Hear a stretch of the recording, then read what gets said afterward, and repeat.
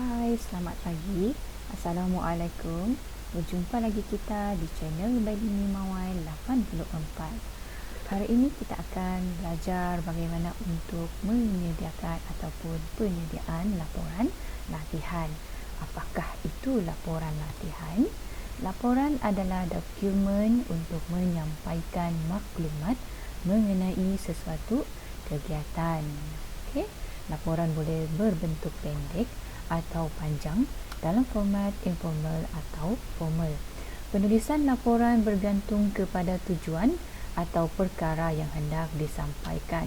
Contohnya seperti apabila kita mengadakan sesuatu aktiviti di luar ataupun aktiviti-aktiviti yang melibatkan perniagaan. Contohnya seorang kaki tangan telah dihantar keluar untuk menghadiri kursus. Okey, kaki tangan tersebut hendaklah menyediakan laporan tersebut dan perlu dihantar kepada bos. Okey, kemudian tujuan laporan adalah memberikan maklumat dan fakta. B. Mencadangkan penyelesaian. C. Mencadangkan tindakan yang perlu dilakukan. Menilai sesuatu penyelidikan atau aktiviti. Membuat rekod sesuatu peristiwa. Menghasilkan sesuatu pelan tindakan. Macam contoh membuat rekod sesuatu peristiwa ni, apabila berlaku sesuatu kemalangan, pihak insuran akan membuat laporan, laporan kepada sesuatu kemalangan tersebut. Ataupun menghasilkan sesuatu pelan tindakan. Contohnya apabila sesuatu kebakaran berlaku di sebuah bangunan, kemudian bahagian kaki tangan yang bertanggungjawab untuk menyediakan laporan tersebut haruslah menyediakannya untuk dihantar kepada majikan. Ciri-ciri laporan, struktur dan gaya yang formal mempunyai format khas yang meliputi tajuk, muka surat pengenalan ringkas, senarai kandungan atau isi kandungan, cadangan, penulisan dan laporan. Pembentangan berilustrasi berkaitan sesuatu hujah, maklumat atau penerangan dibuat dalam bentuk ilustrasi sama ada carta, gambar raja, jadual, graf dan sebagainya. Pernyataan pendapat boleh juga termasuk di dalam laporan, iaitu membuat kesimpulan berdasarkan kajian, penilaian dan kupasan bukti-bukti yang kukuh sama ada daripada bukti atau penyelidikan yang dilakukan. Fungsi laporan adalah untuk memberikan maklumat berkaitan sesuatu perkara dan memujuk pembaca supaya membuat pertimbangan. Kalau boleh laporan yang kita sediakan ni jangan terlalu panjang, ataupun jangan terlalu berbunga-bunga. Biasanya pembaca ni malas membaca. Kemudian penulis mesti memahami keperluan pembaca dan mengemukakan butiran yang sesuai dengan keperluan pembaca. Jenis-jenis laporan terbahagi kepada beberapa. Yang pertama, pemerhatian atau penyelidikan bertujuan untuk menjelaskan tentang sesuatu hal, objek atau seseorang agar pembaca dapat mentafsirkannya dengan jelas. Yang kedua, penyelesaian masalah bertujuan menyelesaikan ataupun menyediakan satu rancangan yang digunakan untuk menyelesaikan sesuatu masalah yang dihadapi. Yang ketiga, penilaian untuk menilai sesuatu dan seringkali diguna pakai bagi tujuan penilaian prestasi kerja seseorang pegawai. Biasanya ni kita boleh lihat di dalam KPI, iaitu Key Performance Indicator. Biasanya ni penilaian ni apabila majikan kita membuat penilaian kepada kita, di situlah kita akan mendapat beberapa bintang, 4 bintang ke 5 bintang ke di atas usaha kita untuk bekerja di dalam sepanjang masa bekerja di dalam perniagaan ataupun bekerja di bawah majikan kita.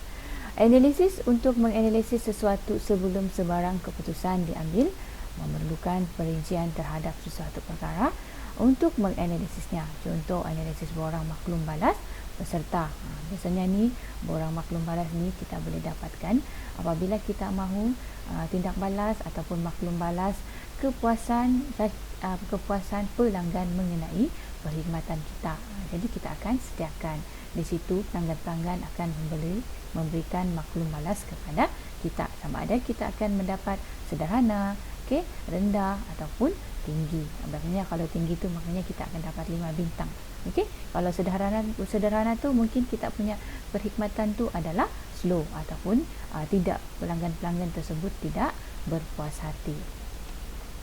Kemudian prosedur penyediaan laporan penilaian, kita hadiri latihan. Ada borang penilaian program, buat analisis, sediakan laporan penilaian program dan kemaskini rekod latihan. Prosedur ini biasanya kita bila kita menyediakan satu latihan untuk kaki tangan, kemudian kita akan sediakan satu borang soal sabide. Jadi kita di situ akan minta feedback ataupun tindak balas daripada kaki tangan yang telah menghadiri kursus tersebut. Jadi bila kita dapatkan semua tu, kita akan buat analisis dan sediakan laporan penilaian tersebut dan kemudian kemaskini dan masukkan ke dalam rekod kita. Kemudian format penyediaan laporan kita boleh masuk di bahagian huraian penilaian, maklum balas peserta, maklum balas daripada pihak luar jika berkaitan. Contoh analisis borang penilaian latihan, ini adalah contoh Karnibal Pendidikan Kaunseling Kerjaya Peringkat Kebangsaan Sekolah Berasrama Penuh yang berlangsung pada 24 hingga 27 September 2013 yang lalu di Sekolah Menengah Sains Kuala Terengganu telah berjalan dengan lancar. Borang penilaian program telah diedarkan kepada peserta seminar pada malam 26 September 2013. Borang penilaian ini diedarkan untuk mengukur tahap keberkesanan tempat seminar, urus setia seminar dan pengisian seminar. Ini adalah contoh penilaian ya. Ini kita perlu sediakanlah kalau kita mahu membuat penilaian terhadap kursus tersebut. Kemudian ini adalah hasil dapatan daripada borang penilaian tersebut adalah seperti dalam jadual di bawah. Cara kiraan boleh kita lihat di bahagian sini, jumlah yang lemah kali dengan 100 jumlah borang diedarkan. Jumlah borang diedarku mungkin 30, 50. Boleh lihat di situ. Kemudian di situ adalah contoh di bahagian 1 bahagi 1 1/2 kali 100. Jadi jumlahnya adalah 0.89%. Jadi kita akan edarkan dahulu borang kaji selidi tersebut. Kemudian kita akan kena pasti jumlah yang lemah berapa, kemudian sederhana berapa, baik berapa, cemerlang berapa. Jadi barulah kita akan mendapatkan purata bagi keseluruhan borang yang telah penilaian yang telah diedarkan.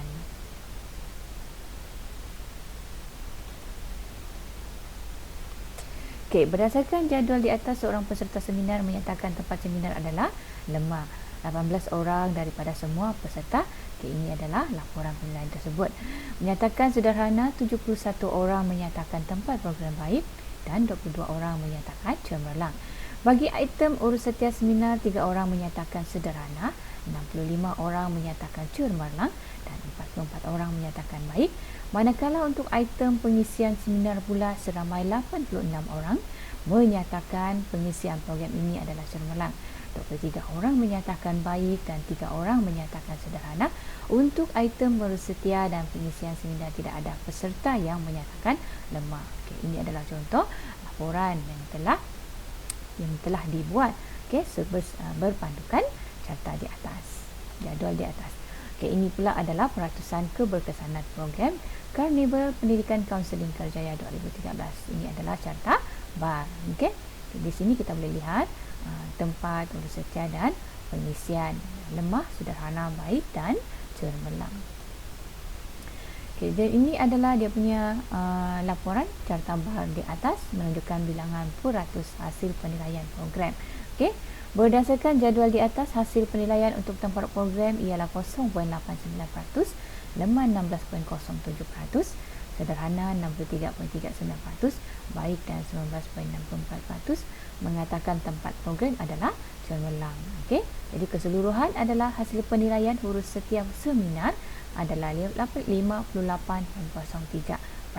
Jadi kita boleh lihat contoh laporan bagi carta bar di